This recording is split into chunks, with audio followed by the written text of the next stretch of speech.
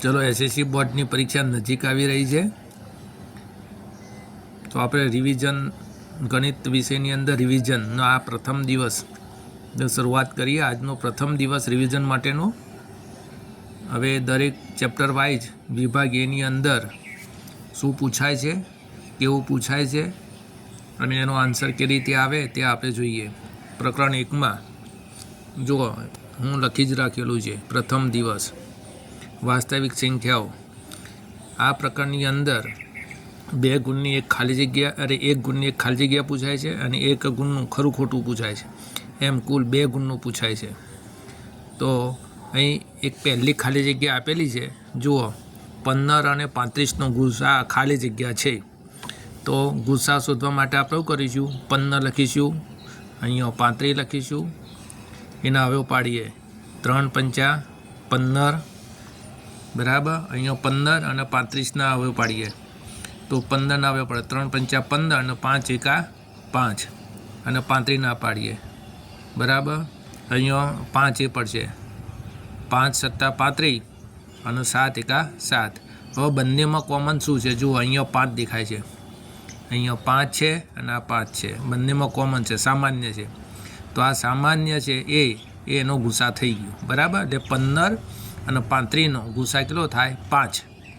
3 અને 7 ના આવે, કારણ કે 3 આમાં નથી, 7 એ આમાં નથી, પણ 5 બંનેમાં છે. જો અવયવ પાડતા તો આનો ગુસા કેટલો આવશે? 5. તો આનો જવાબ આવશે 5. એટલે 15 અને 35નો ગુસા 5 આવે બરાબર. બીજો છે 3 વત્તા બરાબર. બીજો એક પ્રશ્ન છે 3 વત્તા 2 વર્ગમૂળમાં 5 એ ખાલી જગ્યા સંખ્યા છે. તો ખાલી જગ્યાની અંદર 3 આપેલા છે. કયા આપેલા છે? સમય, અસમય અને ઋણ પૂર્ણાંક. તો આમાં જુઓ અસમય આવશે 3 વત્તા 2 વર્ગમૂળમાં 5 બરાબર. 3 સમય છે, 2 સમય છે, પણ વર્ગમૂળમાં 5 અસમય છે. એટલે આ બધો સરવાળો કરીએ, સમય અને અસમય સંખ્યાનો સરવાળો કરીએ તો અસમય સંખ્યા જ આવે. તો 3 વત્તા 2 વર્ગમૂળમાં 5 એ અસમય સંખ્યા છે. ચલો, એ થઈ ગયું. બીજો છે ખાલી જગ્યા એ અસમય સંખ્યા નથી. અસમય સંખ્યા નથી એનો અર્થ એ થયો કે સમય સંખ્યા છે. તો આની અંદર વર્ગમૂળમાં 6 એ અસમય છે, વર્ગમૂળમાં 5 અસમય છે, પણ વર્ગમૂળમાં 4 એ સમય છે બરાબર. એ અસમય નથી. એટલે 4નું વર્ગમૂળ 2 મળે અને 2 એ સમય કહેવાય. એટલે વર્ગમૂળમાં 4 એનો જવાબ આવે બરાબર. ઓકે. પછી બીજી છે નાનામાં નાની અવિભાજ્ય સંખ્યા. નાનામાં નાની અવિભાજ્ય સંખ્યા અને નાનામાં નાની વિભાજ્ય સંખ્યાનો લસા ખાલી જગ્યા છે. તો અહીં આપણે એની ગણતરી કરીએ. ચલો, નાનામાં નાની અવિભાજ્ય કઈ છે? તો નાનામાં નાની અવિભાજ્ય સંખ્યા 2 છે બરાબર. પછી કહે છે નાનામાં નાની વિભાજ્ય સંખ્યા. હવે નાનામાં નાની વિભાજ્ય સંખ્યા, ચલો પહેલાં તો 1 2 3 અને 4 અને 5 લઈ લઈએ. આ 1 છે એ વિભાજ્ય નથી કે અવિભાજ્ય નથી. 2 એ અવિભાજ્ય છે, 3 એ અવિભાજ્ય છે, 4 એ કેવી છે? એ વિભાજ્ય છે. આ કઈ છે? વિભાજ્ય. આ અવિભાજ્ય, આ અવિભાજ્ય છે. અને આ 4 એ કેવી છે? વિભાજ્ય છે. વિભાજ્ય બરાબર. આ વિભાજ્ય છે. એટલે 4 અને અહીંયા 2. એટલે નાનામાં નાની અવિભાજ્ય સંખ્યા 2 અને નાનામાં નાની વિભાજ્ય એટલે 4. તો 2 અને 4 બરાબર. હવે મળી ગયા. તો નાનામાં નાની અવિભાજ્ય સંખ્યા અને નાનામાં નાની વિભાજ્ય સંખ્યાનો લસા ખાલી જગ્યા છે. 2 અને 4નો લસા લઈ લઈએ. 2 અને 4નો લસા. તો 2 અને 4નો લસા 2 એકા 2, 2 દુ 4, 2 એકા 2, 2 એકા 2 એટલે લસા કેટલો? 2 દુના 4. તો આ લસા આવે તો જવાબ આવશે 4. કેટલો આવશે? 4. પછી નાનામાં નાની અવિભાજ્ય એટલે કે 2 અને નાનામાં નાની વિભાજ્ય સંખ્યા એટલે 4. એનો ગુસા તો 2 અને 4નો ગુસા કેટલો આવે છે? તો 2 જ આવશે, કારણ કે 2 એકા 2 અને 2 દુના 4. તો બંનેમાં કોમન શું નીકળ્યું? 2. તો આનો જવાબ આવશે 2. પછી બીજો એક છે ધન પૂર્ણાંક. ધન પૂર્ણાંકો a અને b માટે a બરાબર x ઘન y અને b બરાબર x² y ઘન છે. જ્યાં x અને y અવિભાજ્ય પૂર્ણાંકો હોય તો ગુસા AB શું થાય? તો ABનો ગુસા શું થાય? તો ચલો ગુસા એટલે નાની ઘાતવાળા, બરાબર. આમાં નાની ઘાતવાળો કયો છે? આ એક્સ ઘન છે, બરાબર. અને અહીંયા એક્સ સ્ક્વેર છે, તો આમાં નાની ઘાત એક્સ સ્ક્વેર કહેવાય, બરાબર. પછી અહીંયા વાય ઘન છે અને અહીંયા વાય છે એટલે નાની ઘાત વાય થાય. એટલે જવાબો આવે છે એક્સ સ્ક્વેર વાય. નાની ઘાત લેવાની.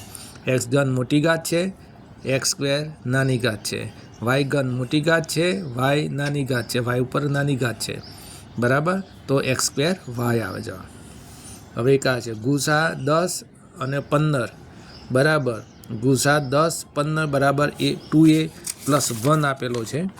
તો એનું મૂલ્ય કેટલું થાય? તો આપણે એની ગણતરી કરીએ. ચલો ગુસા 10 15 બરાબર 2a + 1. તો એનું મૂલ્ય કેટલું થાય? તો આપણે ગુસા 10 અને 15નો ગુસા શોધવો પડે. તો અહીંયા 10 અને આ 15નો આપણે ગુસા શોધી કાઢીએ. તો 2 પંચા 10 અને 5 એકા 5. અહીંયા 3 પંચા 15 અને 5 એકા 5. તો ગુસા કેટલો આવશે? બંનેમાં કોમન 5 છે, તો ગુસા 5. તો ગુસા 10 અને 15નો ગુસા કેટલો આવશે? તો 5, બરાબર. 10 અને 15નો ગુસા 5 આવશે, બરાબર. 2a + 1 લખી દો. હવે અહીંયા 5 અને આ વત્તા 1 છે, આ બાજુ લાવો તો -1 એટલે કેટલો થશે? 2a. 5માંથી 1 જાય તો કેટલા રહ્યા? 4. અહીંયા 2a. તો a બરાબર 4ને 2 વડે ભાગો તો a બરાબર 2. તો જવાબ 2 આવશે, બરાબર. તો અહીંયા જવાબ કેટલો આવશે? 2. તો આનો જવાબ આવશે 2. એવી રીતે બીજો પ્રશ્ન છે અહીંયા, એના જેવો જ છે. તો લખ્યું છે ગુસા 65 અને 117 બરાબર 65 અને 65m - 117 હોય તો m બરાબર ખાલી જગ્યા. તો અહીંયા આપણે છે ગુસા લખીશું. ગુસા કેટલો છે? તો 65 અને 117 બરાબર 65m - 117. ચલો આ બંનેનો આપણે કરીએ, બરાબર. 65 એટલે અહીંયા 65 અને 117 એટલે 65 એટલે 13ના ઘડિયામાં આવે. 13 પંચા 65 અને 5 એકા 5. અહીંયા 13ના ઘડિયામાં જ આવે. 13 9 117 બરાબર.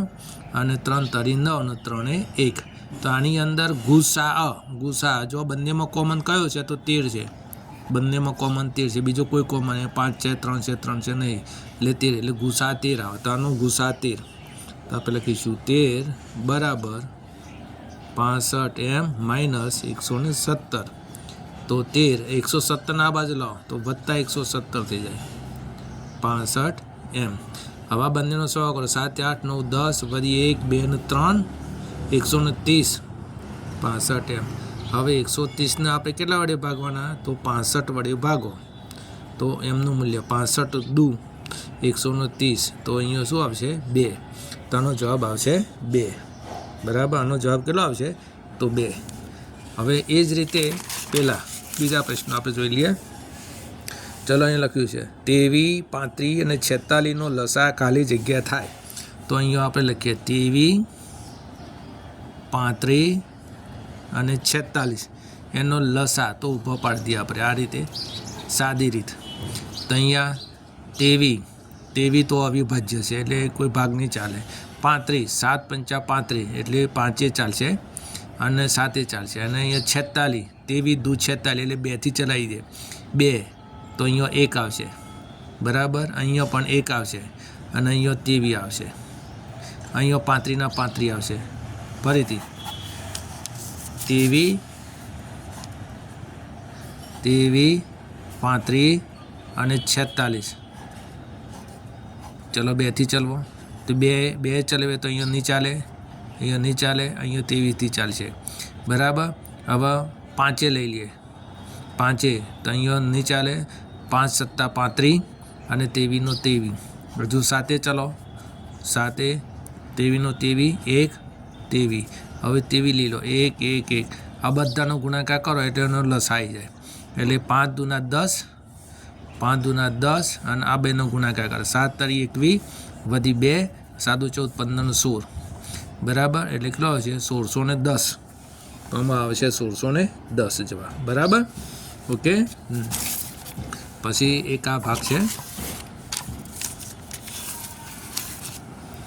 એક આપેલ અવયવ વૃક્ષ માટે x વત્તા વાય બરાબર ખાલી જગ્યા બરાબર x વત્તા વાય બરાબર ખાલી જગ્યા. અહીંયા આપ્યું છે 3x બરાબર, અને અહીંયા કેટલું આપ્યું છે 3x આપેલું છે. આ 3 અહીંયા સોરી 3x અને અહીંયા 3 અને x. તો અહીંયા 3 છે અને અહીંયા કેટલા છે 3 અને x. તો આના ભાગ પાડો, તમે 2 ભાગ પાડો બરાબર. તો અહીંયા 5 અને y, xના 2 ભાગ પાડ્યા 5 અને y, અને અહીંયા 2 દૂના 4. આ 2 થયા ને, તે નીચેથી ઉપર જશે તો મેળ પડશે. 2 દૂના 4, તો y બરાબર કેટલા થશે 4. તો y બરાબર 4 થશે બરાબર. y બરાબર કેટલા થશે 4. હવે અહીંયા 4 પંચાને 20, તો x બરાબર કેટલો થશે તો 20 મળી ગયા. અને પછી 3x એટલે 20 ગુણાકાર 3 કરો એટલે 60, અને અહીંયા કેટલા થઈ જશે તો 60. તો ચલો અહીંયા 20 અને 4 આવ્યા, તો 20 વત્તા 4 બરાબર કેટલા થયા 24. તો 24 જવાબ આવશે. પછી આની અંદર x, આ અવયવ વૃક્ષની અંદર x અને yની કિંમતો કેટલી છે. તો અહીંયા પણ આપણે જોઈ લઈએ. x ઉપર આપેલો છે 105 ગુણાકાર 2 કરો, આ 2નો ગુણાકાર કરો તો x મળે, એટલે બંનેનો ગુણાકાર કેટલો આવશે 210. 105 ગુણાકાર 2 કરો એટલે 210, તો x બરાબર 210. ચલો થઈ ગયું. હવે 3 અને y, 105ને 3 વડે ભાગો એટલે કેટલા આવશે 35. કેટલા આવશે 35 ગુણાકાર 3 કરો એટલે 105 થાય, એટલે y બરાબર 35 થાય. અને 35ના ભાગ પાડો તો 5 + 35 થઈ ગયો.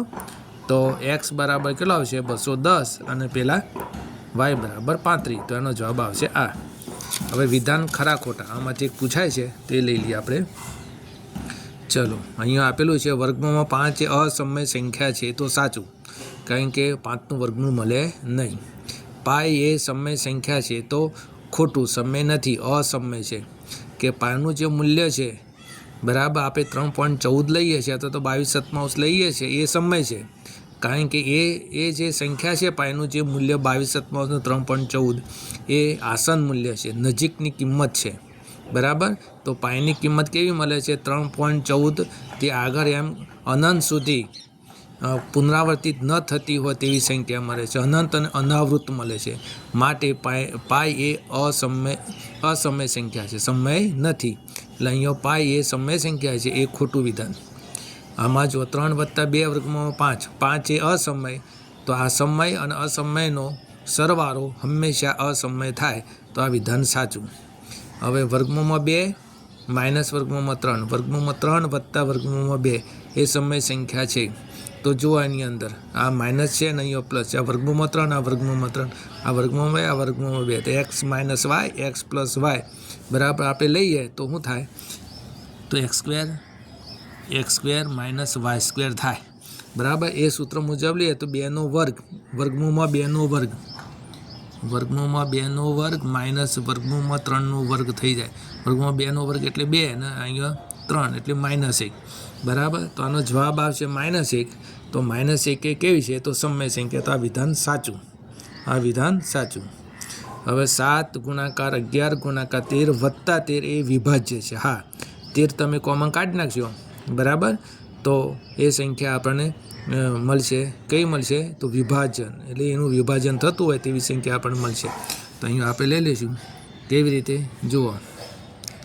આમાં 7 ગુણાકાર 11 ગુણાકાર 13 વત્તા 13, તેમાંથી 13 કોમન કાઢી નાખો. 7 ગુણાકાર 11 વત્તા 1 બરાબર આવી સંખ્યા મળે. 13 કોમન નીકળી જાય એટલે અહીંયા કેટલી થઈ 13 ગુણાકાર 7 એટલે 77 ને 78 આ બેકી સંખ્યા મળી ને, અને એકી સંખ્યાને બેકી સંખ્યા મળી, તો એનું વિભાજન થાય બરાબર. 13 સંગ 78 ગુણાકાર 13 સંગ 78 એટલે 3 ગુણાકાર 2, એટલે જો 13નો વર્ગ ગુણાકાર 3 ગુણાકાર 2 એનું વિભાજન થાય છે.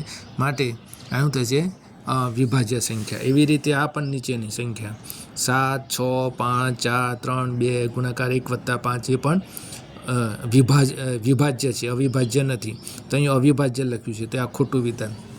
પછી 20 a² b અને 30 a b² ગુસા 10 a² b² થાય, એ વિધાન ખોટું.